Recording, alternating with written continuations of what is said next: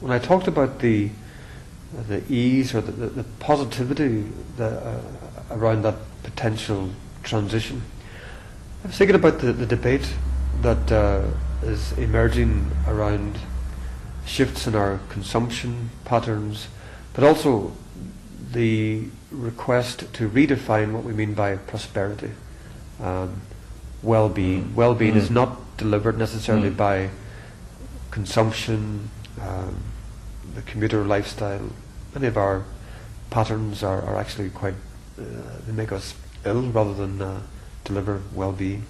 It seems to me that the discussion we're having connects to that question that is now being raised around the debate about prosperity and what the economy is for example. Yes. I just wonder if we could maybe begin to finish up with some observations around that. Yeah. Well, I mean that's a key point. The fundamental question, analysis of Buddhism is, what makes us happy? What causes us suffering? And how do we suffer less and have more happiness, contentment, and satisfaction? And so in one sense, I think, alluding back to what I was saying before, I think in a way doing the right thing. I don't think the prospect of leaving the planet denuded for our children and our children's children is one that we can settle with. And I think it's such a challenging and difficult proposition.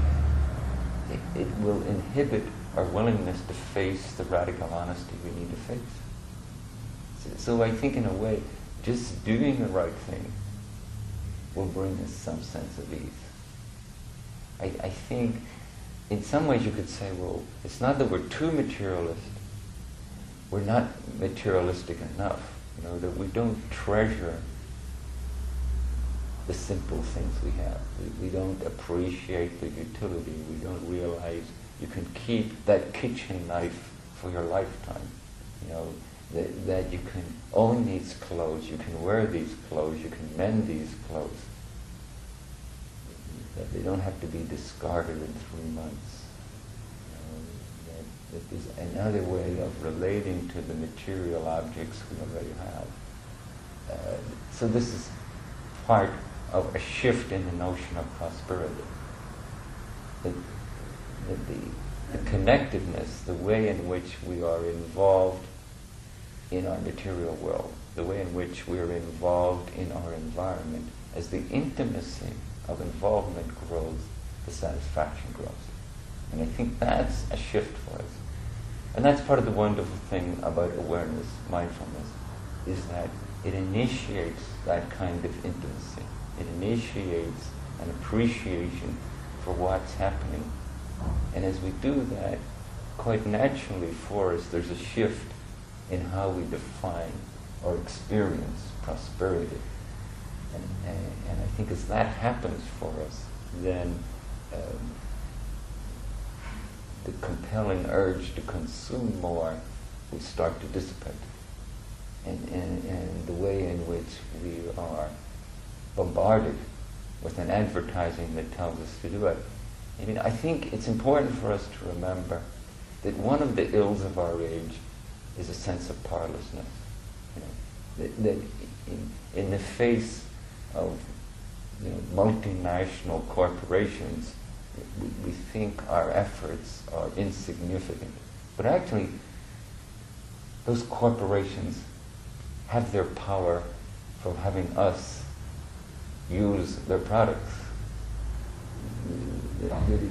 It's not such a far-out notion that we can reshape their thinking the same way they are currently trying to reshape or perpetuate ours in accord with their agendas. I think this is a time for us to discover our own authority, for us to look at who we are and say, well, let's tell the corporations how they can serve us best.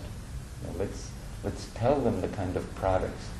And I think if we shift our shopping habits in 1 or 2 seasons, all of a sudden, it will be reflected in what's on the shelves. I think this is not such a bizarre or outlandish notion. I think it's quite doable. And in my own strange, optimistic way, I think this is, this is what's going to happen, and maybe a whole lot sooner than we think. You know, we're just going to start buying a certain quality of product. I know when we started our farm, Green Gulch, we grew organically. There was no standards for organic farming. They just didn't exist. We collaborated with some other farmers and decided, well, let's make a standard. Now there's a standard throughout the United States, you know? And now you go into any supermarket and there is produce there grown to those standards. 30 years ago when we started that would have seemed an absurdity. Now it's just a standard taken for granted. I'm very struck by the image of Buddha and his followers living probably most of their lives outdoors. Of course, the classic image of the Zen monk is one who leaves home. Mm-hmm. Can you possibly end with a story or some way of showing us how Buddha used the environment or nature to convey some of his essential insights? Mm-hmm.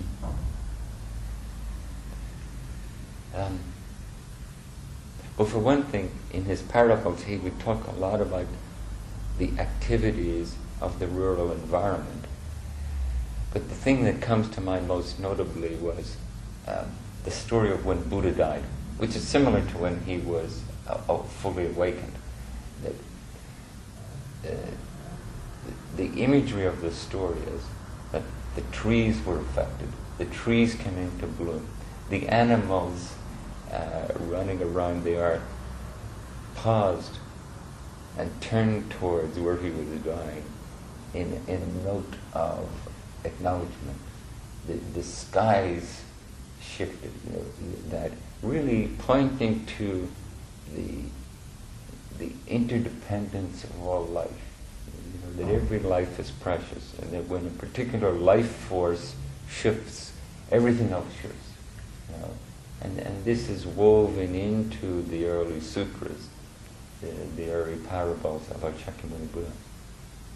Paul, thank you very much. You're welcome.